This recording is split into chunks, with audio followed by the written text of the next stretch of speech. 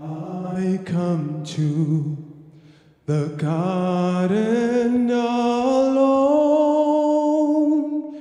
while the dew is still on the roses, and the voice I hear rushing on my ear, the Son of God discloses,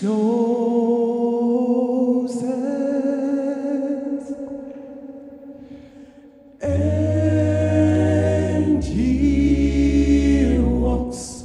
with me, and He talks with me, and He tells me I am His own,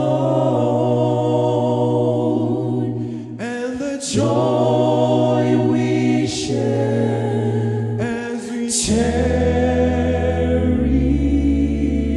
there, none other has ever known. He speaks, and the sound of